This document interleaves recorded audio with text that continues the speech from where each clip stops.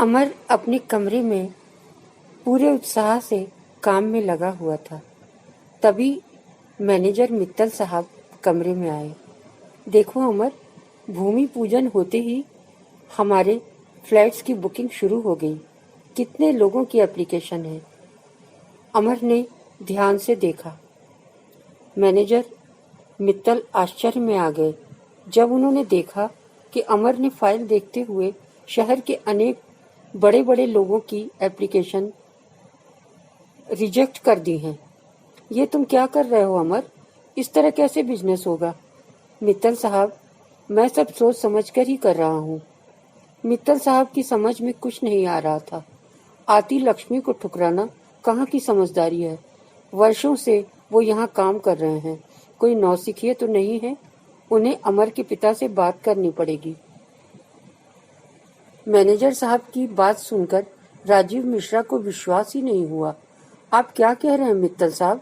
अमर ऐसा क्यों करेगा? यही तो मैं सोच रहा हूँ, अमर ऐसा क्यों कर रहा है?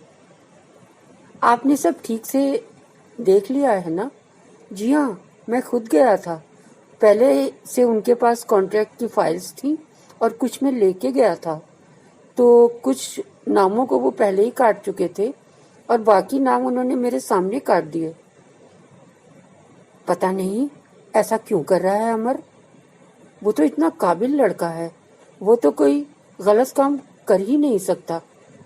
हाँ मिश्रा जी, मैं भी यही सोच रहा हूँ कि अमर ऐसा कैसे कर सकता है। कोई बात नहीं, आप अपने केबिन में जाइए, मैं उसको इत्मीनान से बुला के बात कर लूँगा। आपने मुझे बुलाया पापा? हाँ, बात यह है कि पटेल साहब बता रहे थे कि उन्होंने हमारे यहाँ फ्लैट बुक कराए हैं। हाँ हाँ, कराए तो थे। और तुमने उनकी एप्लीकेशन रिजेक्ट कर दी? जी पापा। और मैनेजर साहब भी यही कह रहे थे कि तुमने कई लोगों की एप्लीकेशन रिजेक्ट कर दी? जी पापा। पर ऐसा तुमने क्यों किया अमर? हमारा कितना नुकसान हो सकता है इससे, ये समझ रहे हो तुम? कुछ बोलते क्यों नहीं अमर? पापा, असल में बात यह है कि इन सब लोगों के पास, जिसमें पटेल साहब भी हैं, 7-7, 8-8 या उससे भी ज्यादा फ्लैट हैं और ये लोग और फ्लैट खरीदना चाहते हैं। इनको रहने की जगह नहीं चाहिए, इनको इन्वेस्टमेंट प्रॉपर्टी के लिए फ्लैट खरीदना है। अमर, इससे हमें क्या? हम बिजनेस कर रहे हैं। नहीं पापा। क्यों नहीं पापा, क्यों? उनकी प्रॉपर्टी से हमें क्या मतलब बेटा? हमारा कंस्ट्रक्शन का काम है, हम वही कर रहे हैं और हमारा तो इसमें करोड़ों का फायदा हो रहा है।